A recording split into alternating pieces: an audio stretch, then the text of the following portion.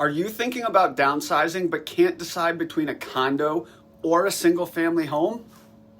Maybe the kids have moved out and you're looking for something easier to maintain, but what option is best for you? Well, today I'm breaking down the pros and cons of both condos and single families so that you can make the best decision for your next move. My name is Jason Boyce. I'm a local real estate agent here in Central and Eastern Connecticut, and I have a passion for fitness, real estate, and my dog Holly. On this channel, we will cover everything you need to know about upsizing or downsizing in Connecticut. Thanks for tuning in. Now, deciding between a condo and a single family is an important decision that will impact your lifestyle, the amount of maintenance you have to do to the property, the overall cost, and the long-term value of the property. So, without much more to do, let's dive in. Now, we're going to start by making the case for condos, okay? So, one of the biggest positives of condos, especially amongst people who are downsizing, are the low maintenance. The condo typically will take care of the roof, the exterior, the deck, the yard, the driveway, all that stuff is taken care of for you. So if you're getting older and you don't want to have to shovel snow or worry about siding or roof and those types of things, hey, not a problem. Condo covers it for you. Now, condo will also have certain amenities. Some condos are going to offer pools, fitness centers, community centers, those types of things. And if you're downsizing, you don't want to have to travel a long way to get access to those. Again, benefit condo, that stuff is all going to be on site and you could either walk or a short drive there. Now, security and community can also play a role. In addition to those amenities, some condos will offer gated communities. Other have one main entrance and exit point, and there's other people around. A lot of times you'll have neighbors. Now, you'll have neighbors. Sometimes you'll share a wall, right? It all depends on the type of condo. Townhouse style, you'll share a wall.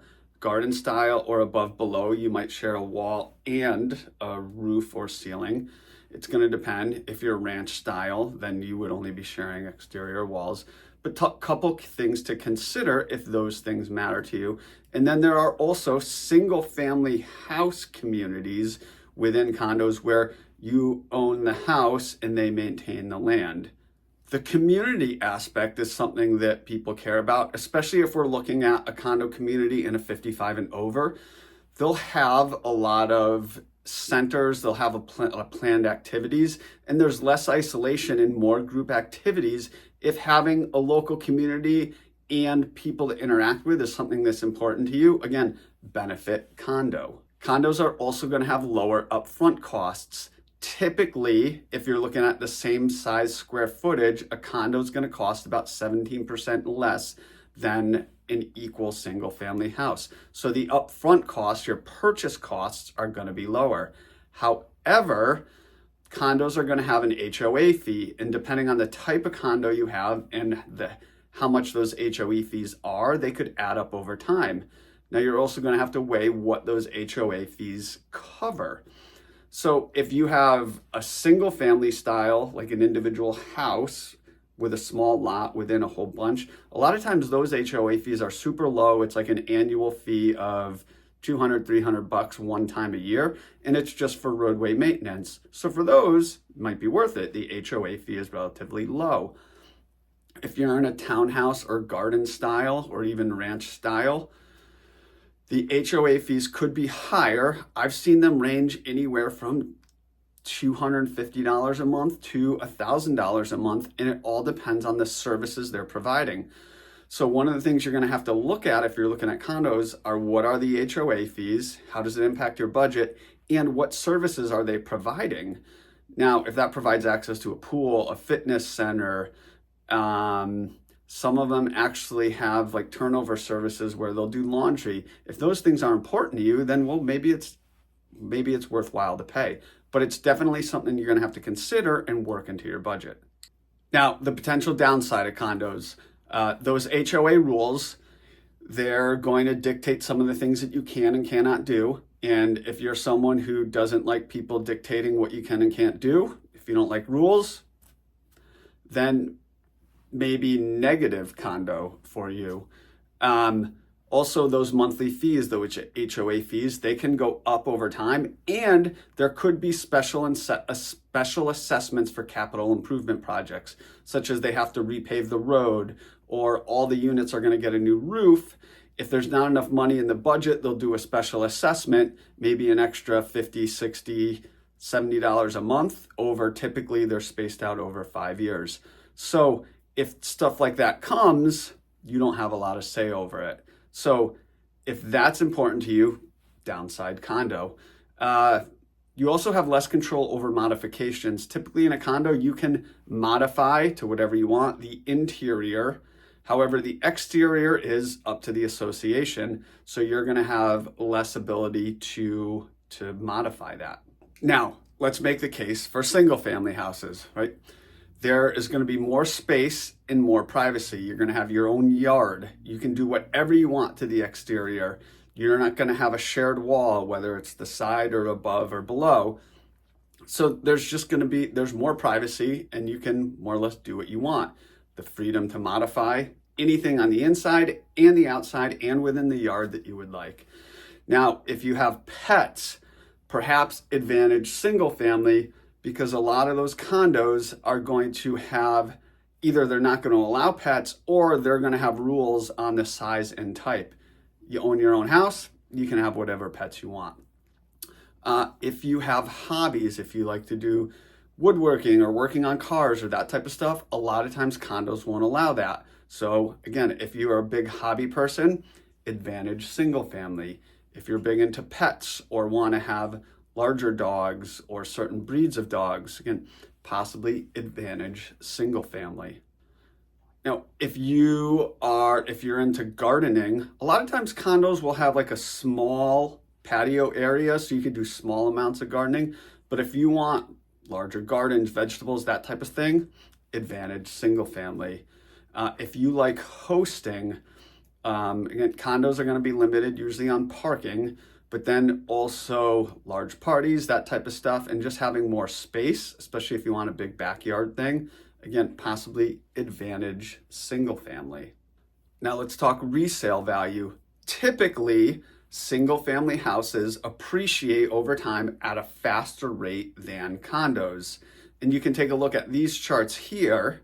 Now, this first chart, this is going to be a 10-year chart showing the median sale price of single family houses. And this second chart is going to show a 10-year chart of median sale price of condos. Now you can see, if you look at historically, single family houses have appreciated more than condos. But if you look since 2020 to currently, condos have actually increased in value at a slightly higher rate than single families. This is for a big reason. As housing prices have gone up so much, affordability has become an issue. So since 2020, we've actually seen a pivot to condos because the purchase price is lower. And on top of that, a lot of first-time home buyers are millennials. They're in their prime home buying years right now.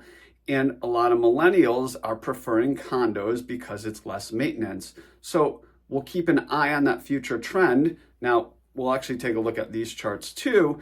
And these are 3-year charts. And you can see that, again, over the last 3 years, condo prices have gone up at a slightly higher rate than single families. Now, a key to look to the future, but if we look at a larger range over a 10-year period, historically, single families have appreciated at a faster rate than condos, knowing that in the short term, condos have actually appreciated faster. Will that trend continue? Possibly in the short term, as housing affordability is an issue. If we end up fixing housing affordability in some route, that could return back to a greater appreciation of single family. Now let's talk about the downsides of single family. Now, there's going to require more maintenance. You're going to have to do your own snow removal, lawn mowing, landscaping, exterior maintenance. All that stuff is now on you, the homeowner, so it's going to be higher costs. There's also more responsibility. If there's a leak with the roof, if there's something wrong with the outside, even drainage issues, driveway, all that type of stuff, that's on you as the owner. So the cost and the responsibilities are going to be higher with single family. Okay, now we're going to touch on the key factors that you're going to want to consider and weigh when you're downsizing. Number one, it's going to be your lifestyle goals. Do you want low maintenance? If you do, maybe condo is the best option for you. Or do you want to entertain the kids and the grandkids and all that? If you want that, then maybe a single family is better for you because you're going to have more space for all that entertaining. Now, the other thing you're going to want to weigh is your monthly budget. The costs and maintenance of a single family home are going to be higher, whereas a condo will be lower up front, but you'll also have those HOA fees that you're going to want to balance and consider. Now, future plans. Now, are you looking for, is this your forever home? You're going to stay here for the rest of your life until you're 6 feet under? And if that's the case, or is it a stepping stone? Is it just a temporary thing and then you're going to be moving someplace after that? Now, if you're looking at, hey, this is my forever home, I'm going to be here until I die, then maybe you're going to want to consider ranch, where you're eliminating stairs. I have a lot of older clients right now that are downsizing and they're looking at, hey, my next purchase is going to be my last purchase and I don't want any stairs because going up and down stairs is getting harder. And the other thing you're going to want to look at are, what are the local market conditions? Like right now in central and eastern Connecticut, there are not a ton of condos. There are, but your selection, your possibility is going to be less. So finding a place is going to be a little harder. Single family will have more options. And historically, single families have appreciated at a faster clip than condos. So if you're concerned about resale or passing on to your family something that they can sell, perhaps advantage single family. But if you're at a shoreline or something like that, perhaps condos are appreciating faster and perhaps there's more of them there. So the market you're in is also going to dictate and play a role in that. So what's best for you? Unfortunately, I can't say. That's a personal decision based on what's important to you. I can give you a few examples. I had one client who was she was a widow. Her husband had passed away. The maintenance of the house was just getting to be too much. So for her, it was more important for her to get something low maintenance. So we sold her house and we helped her move into a condo. And she was happy that she did not have to worry about the lawn or the roof or the well or any of that stuff. It was all taken care of. So for her, condo made the most sense.